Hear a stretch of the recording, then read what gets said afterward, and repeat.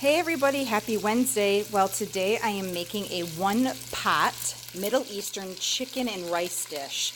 And right now I'm browning the chicken, but what I did was I took chicken thighs with the skin on. You can see I have a couple more in the bowl over here.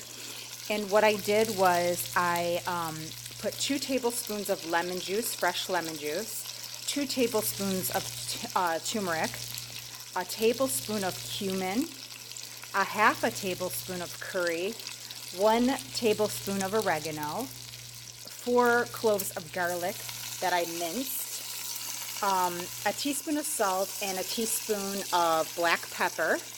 And what I did was I mixed that all in the bowl, and then I covered the chicken in that mixture, and I let it sit in the fridge for the last couple hours to kind of let that soak in.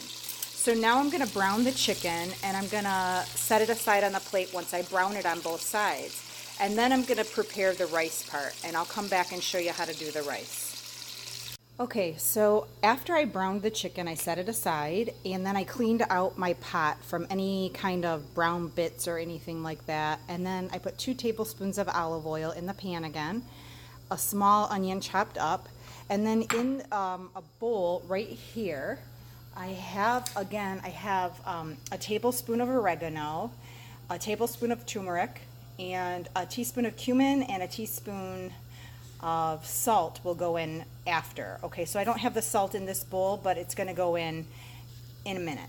So I'm going to dump those spices in with the onion, and you're going to saute the onion for a few minutes until it starts to become a little translucent. So that just means that the onion starts to look a little clear. So you're just going to saute this for a few minutes.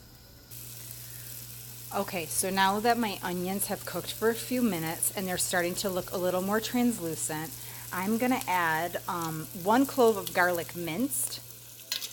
And if you don't feel like mincing it fresh, you can just use the jarred kind, and I'll use like a teaspoon of it. But I really like garlic. If you don't like garlic, I mean, I guess you could use less, but who doesn't like garlic? That's just crazy talk.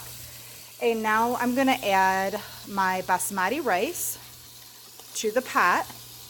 Okay, that is a cup and a half of basmati rice, and it's just washed. I rinsed the rice first, of course, and now I'm just going to mix that in with that onion. I wish you could smell it. My house, I love the smell of these spices. All these Middle Eastern spices just have the most amazing aroma, and the whole house smells amazing. And you should have your oven preheated to 375 degrees, because what you're going to do is you're just going to kind of saute this, and then you're going to add the chicken back in and finish it in the oven. So now I'm going to add 2.5 cups of chicken stock.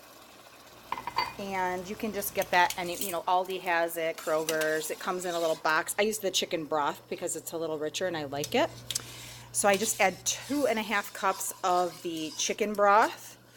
You could use water, but you're not going to get that amazing rich flavor. So I would highly recommend that you use the chicken stock. So now I'm just going to simmer this for a few minutes until it kind of starts to bubble, and not really come to a rolling boil, but I'm going to do it until I start to see it kind of bubbling. And then I will add the chicken back to the pot, and I'm going to finish cooking it in the oven. Okay, so it started to boil, so I turned it way down, and now I'm just putting that chicken back into the pot, and then I'll stick it in the oven and let it finish cooking in the oven. Now, you really are only supposed to use 5 chicken thighs in this recipe, but if any of you know my husband, 5 pieces just would not cut it, right? And I always have people over that stop in, and I like to have enough food in my house in the event that anybody shows up. So I'm just going to dump the juices from that chicken resting right on the top. And now we're going to put it in the oven to cook for about 45 minutes until the chicken is cooked through. And then what I'll do is I'm going to top it with some fresh lemon and some pine nuts, some parsley, some golden raisins. I'm going to toast those off in a pan and spoon some yogurt over the top and serve it. So I will be back to show you the next step.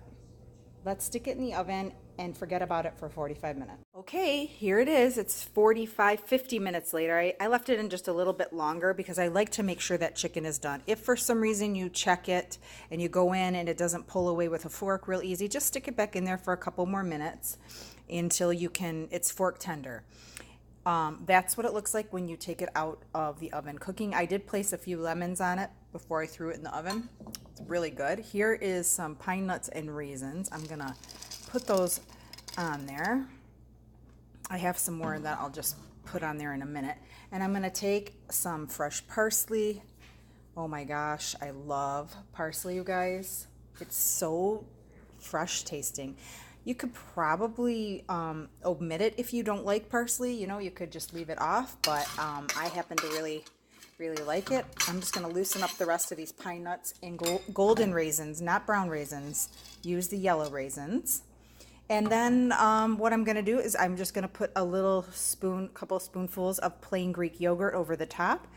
And that's it. Dinner is served, and it smells amazing. So if you guys have any questions, please reach out to me. I'm here to answer any questions. I did find the original recipe for this on Pinterest. I can put the link in.